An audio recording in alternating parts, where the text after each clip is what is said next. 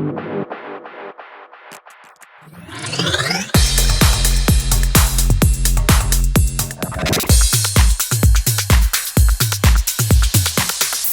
back to the AAA podcast, the show that gives you access to hilarious to everything music, nightlife, and everything in between. My name's Lewis. This is episode 27, and this week I am lucky enough to be joined by the lovely Tina Says. Thanks for joining us on the show, Tina. Hi, how are you? I'm good. Well, firstly, how are you? How are you dealing with COVID? Actually, not too bad, eh? Like, obviously, the tour got cancelled / rescheduled, but yeah, I kind of like isolation. It's given me time to work on music and yeah, just really grind and not be distracted and like, I don't know, I don't feel obligated to do anything or see anyone, so I kind of like it. I feel like most like producers, DJs, and that are like, this is what I already do. It's like it's not really like a change. It's just I can't go out. I'm not allowed to go outside, so it's not really a big difference. Stopped the temptation side of it, and like I'm not tired from the weekends, or I don't feel just like I want to go somewhere else. I'm just like, oh, okay, well, might as well do this now and just stick to it. And it does. I've spoken to a few people now, and it says that it helps them like focus. Like you do stuff that I'll do that later on. I'll do that later on. Now you're like, okay, I actually have to do it. Yeah, I did a few online courses and stuff. So yeah, I was like, I have the time. I have no excuses now. Yeah, you have to get it done. Well, for anyone that doesn't know you, do you want to give like a 30-second who you are, what you do? I'm Tina Says. I'm a music producer from Perth. I write mostly house, tech house, progressive house, and yeah, just been DJing and doing all this for about 7 years now. So you were actually supposed to be our last guest on season 1, but we had a few technical issues. Got you on this season. So I wanted to go back to last year. Obviously, you helped out with the first Your Shot series that was hosted in Perth. How was that? How was working with everyone there? It was actually it was really good. It was a really good experience. It was a lot different to what I was expecting it to be. I don't think you realise what it's like teaching a bunch of kids, or like people older than me, across 6 weeks. You just got a really big relationship, family vibe with them all, and a lot of them I'm still in contact with now. But it was a pretty surreal experience. I'm hot. I want to do it again. We were meant to do it this year, but because of the COVID-19 thing, it's been delayed. But I think there's been talk about rescheduled dates. Do you think it's a good thing that they brought it over to Perth? Because obviously it was an Eastern States thing previously. Yeah, definitely. I think Perth feels sometimes doesn't get the same opportunities as over East. So when they brought it over here, I think everyone was quite excited about it. Obviously, Perth has a smaller demographic, but it ended up being quite packed and heaps of people applied and stuff. It's good to obviously see that they bring that stuff over. As you said, I think a lot of people do feel that they get forgotten over here and that we don't. No one from over East really cares about us, so it's good that they have brought it over. And it's basically, for anyone that doesn't know, it's most of the people that entered have never DJed before, and that's what you're basically there to do. Is that correct? Yeah. So there's like two sides of it. There's the one side, the main competition where all the people haven't learned. They've got 6 weeks to learn and then curate their set. It's a half an hour set. But then there was the wild card comp where people who had already DJed before, and then that was like it was part of the same comp but like different, like the winner of that won different things and didn't get to play on the main stage and stuff, but they still got the opportunity, which was really good, just to bring a lot of the DJs in Perth, especially ones that were producing and stuff, give them a little bit of a lighter day and an opportunity, more just to also network and get some new opportunities through the industry and meet new people, which was really good. It's as I said, it's a good opportunity, whether they're totally new or the wild cards that have been played for a while. It's still a good opportunity. Networking is key at the end of the day. Yeah, definitely. So yourself as a DJ, I've asked a few others that have female DJs that have come on. Obviously you're a DJ, but as a female, have you found it harder in the industry to do things, get record deals or create music, that kind of thing? Like, has there been anything that like that for you, or has it been pretty chilled? Not for me. I have heard a lot of, it's a very mixed review kind of opinion on this, because a lot of girls in the industry have said that they've had issues being seen as a serious, animal that's going to do this. But I've never had that problem. Like I think that because I've been a female, people were like, oh, okay, when I first started DJing, oh, let's give this girl a shot. Like, let's see what she actually can do. And Yeah. then through that, I just kind of got heaps of opportunities. And I think in terms of like building a team and getting a record label and stuff, I think because there is a lack of girls in the industry, there's more room and opportunity for them, because a lot of these labels and management agencies and stuff want to have a 50-50 diverse, what's it called, roster. So I found it really easy to like, obviously I had to be ready and show my talent and back it up. But once I was ready and I approached these people, I was fine. And as long as you got the talent there, then that prevails at the end of the day. Yeah, definitely.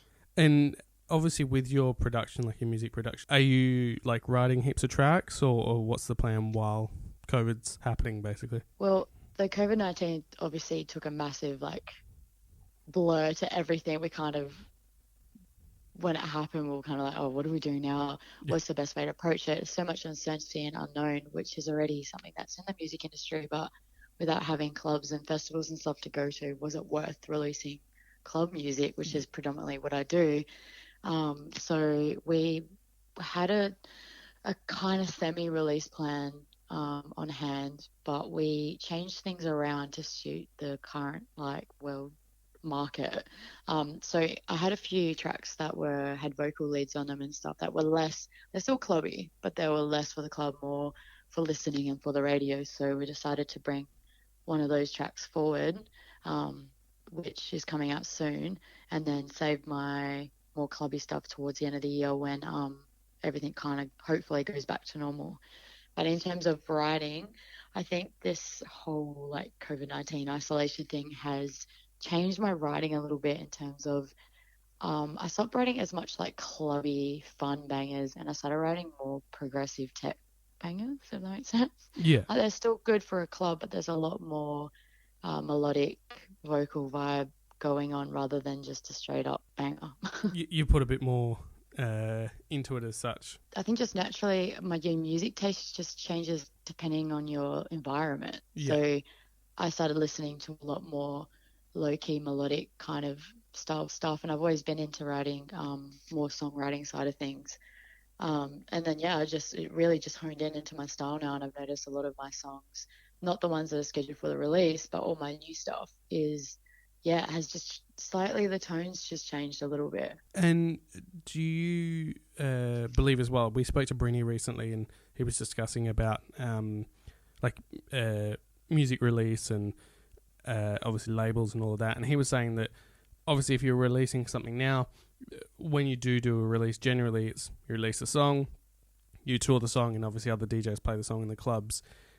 Obviously that can't happen at the moment, so a lot of people aren't releasing a lot of club music because they feel that there's no way for it to grow. Is that your opinion as well, or do you have a different? It's so hard because it just depends on like the song and stuff. For example, Stacey Cadet released that Energy track, which is a club song. It is a list that actual version is a radio version, but it's a club song. But people are loving it because even in isolation, you're still having drinks. And now that there's the 10 people rule up to 20, you're still having friends over and stuff. There's still like a house party environment for it. So it just depends kind of what each individual artist is going for. With the next track, which we're actually in discussions now, we usually get like remixes and stuff like that, but we're like, should we? Like, if we can't really see a foresight of club environment, do we put our money into that side of things, or do we try and reshift our focus to other side of things, put the budget and other things more like marketing and PR and stuff like that.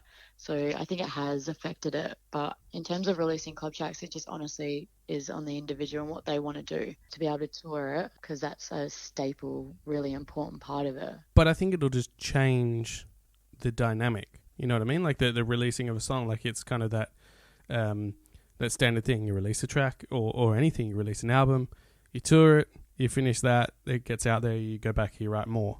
Whereas I think it'll change for forever. Like it'll change the way that people kind of approach how they release stuff and the way that it grows as well. Which is something that happens anyway. Obviously, the touring of a single album has always kind of stayed the same, but I think depending on the market and the environment of the industry, like constantly we're evolving and changing. For example, like 10 years ago, it was just upload a half-finished track to SoundCloud, whereas now everything's finished on Spotify, so you have to adapt to the changes. And now we're just going through like a very significant change. But everyone's just adapting, and it's only been a couple months, and I feel like people are releasing music. Club Sweat released a compilation for I think they call it the Sweat like exercise thing. Yeah. And yeah, you just keep adapting. Do you think this is the year of the house party? Do you think house parties are going to come back? I've heard people saying that, but I feel like it was already happening. Because I was running a club night probably like 8 years ago. No, 7, 8 years ago. And I just noticed after that there's always this massive up and down with how well clubs go compared to because people just are like it also affects like how our economy is going. Like people can't afford to go out every weekend. Yeah. So people have house parties, and how much sometimes like I love going to clubs. There's a different a viable what you're going for. Like I want to go out and dance and be around people, not worry about anything, not worry about cleaning up a mess. I can just buy my drinks. But then have fun at house parties with just your friends in your own environment where you don't have to go spend, heaps of money on Ubers and all that kind of stuff. It's so much cheaper. I have saved so much money. It's ridiculous. And I reckon it will change the dynamic even of house parties. Like I think a lot more people will, throw them, and it's like, it won't just be the little jukebox in the corner, you know what I mean? Like people they'll turn their house into a club essentially because they can't go out clubbing. And they'll put these live streams on or these mixers on as well. Like we have our TV set up to speakers and stuff, and usually when we have friends over, we just chuck a good mix on. Yeah, they do what they say about the festivals: put 3 different sets of 3 favorite artists in 3 different rooms, and then try and pick which one, and then get angry because they're all playing at the same time. It's a perfect festival scenario. Yeah, definitely. What do you think in regards to sticking to music and releases, the use of like streaming services, like paid versus free? So like obviously you got like Spotify and iTunes, like the paid versus free versions of those, and how that affects an artist as well. I think, are you saying like whether someone releases a track and don't use paid? Yeah, so like obviously if you say you've got Spotify, anyone can listen to your track and there's no obviously income in that, whereas if you release a track on iTunes and it's got that $2 or whatever it is, obviously there's percentages, but is there any effect with the artist to release it on different platforms, or it's really the same? I reckon that if you're taking this serious, that you need to release it on every single platform. Yeah, whether it's free or... Yeah, because everyone in the world, and that's you're an artist, anyone in the world can pick up your style. Everyone's listening on different platforms and stuff, so you want to be able to give them the opportunity to be able to go like find you on every single one. So I'm a DJ. I want to be able to download music, so I use Beatport and iTunes, but then I also use Spotify for my listening. But I don't use Apple Music. But it doesn't mean that I shouldn't release on Apple Music, because my last release we released on everything, and then through Apple Music, which is like half my friends are using, and I got added to like different playlists in there, which gave me an opportunity through that platform to find new listeners and new fans and stuff. So I think if you are being serious, like you need to be able to release it on every single one. Yeah, you need to cover all the bases, whether you use it or not, I guess. Yeah. I want to go back to 2018. You won a support slot to play for What So Not. How did that come about, and was there... I didn't enter that. I think it was just like any artist that was on Triple J on Earth that was in each city that was maybe fit the What So Not music realm just automatically entered the comp, because it was really random. I was coming home from work and I got a phone call and I almost didn't answer because it was a random number, but I just did. And then it was I forgot who it was someone from Triple J, and he was like, "You want a comp?" And I thought it was a joke because I was like, I didn't enter a comp. And then they told me, and I was like, oh, okay. I was like, what? So that's pretty cool. I had actually played for What So Not before, so the actual prize was like not mind blowing, but the cover that, like, you know, they put it on, they announced it on Drive Time on Triple J, and it just got a really good response, and actually kicked, because I had lost a little bit of momentum with music. I wasn't quite sure what I was doing. Like, I didn't really have a team at the time and stuff, but it kicked everything back into gear, which was kind of perfect timing because I had a few songs that I was almost finishing, and yeah, it just gave me that little bit of a drive to actually get it done and start building a team. And I think that's going back to the very start. Like, it's all about networking and opportunities as well. You know what I mean? Like, if you had 100%. said no to that, where would your trajectory have been to now? You know what I mean? Yeah. I mean, it might not have made a massive dent, but who knows? Like, No. you've got to take the opportunities that you get, and that is why I think people freak and don't want to continue doing music, is because it's all about timing, and it's all about that opportunity, and it's just all about momentum and keep pushing. So you just got to, you know, kind of take the good with the bad. And bad, there's been times where I've been going through slumps, and, you know, I haven't heard any good news in a few months, and, you know, a track release didn't really do well, and you just kind of get a bit down about it. But then, you know, it all kind of turned around after Elevate. I was getting plugged on Triple J, and then all of a sudden I was getting all these show opportunities, and the tour came together, and yeah, so like that was just, to me, like showing how much of a grind, and putting, just, you know, keep doing it, keep trying to make yourself better.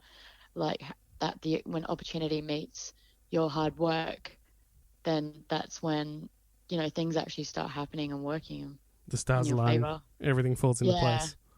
It was crazy because at the beginning of the year, I was getting all these like huge shows, especially the Fisher tour. I was like, I remember just jumping up and down and being like, no, wait, this can't be real.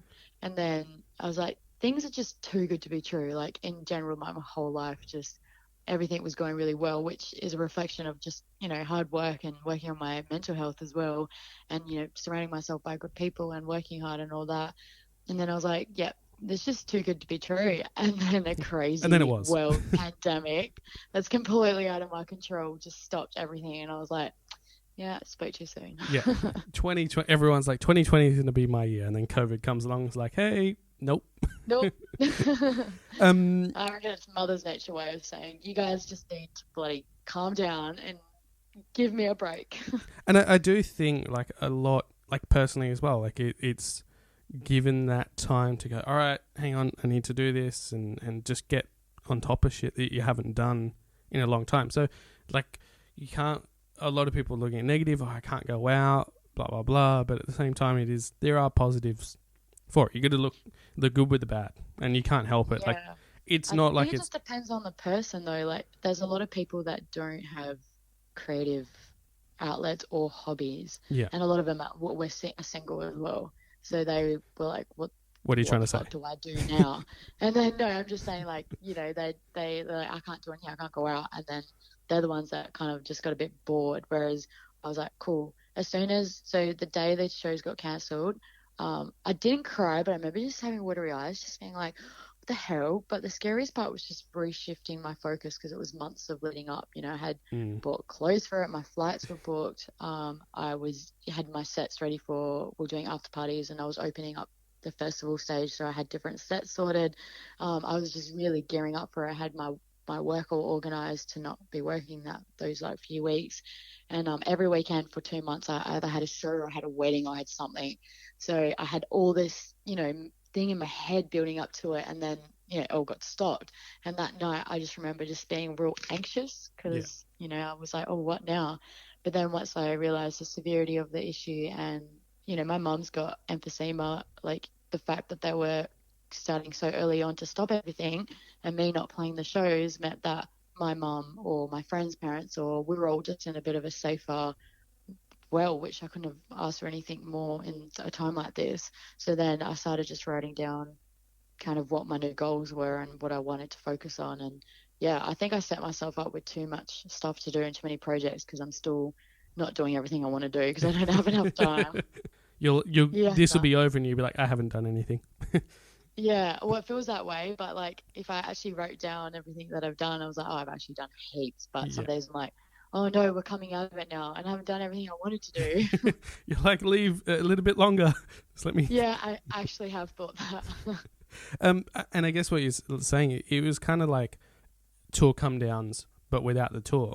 Like it's like you have such a build up and then it's over, but it hadn't started. So but you're still like there was so much working up to it. So you kind of what am I supposed to do now? Yeah. Now I wanted to just look back. Obviously, last year you released your Body Control series. It was actually the year before. Oh, year before. Sorry, I forget we're in 2020.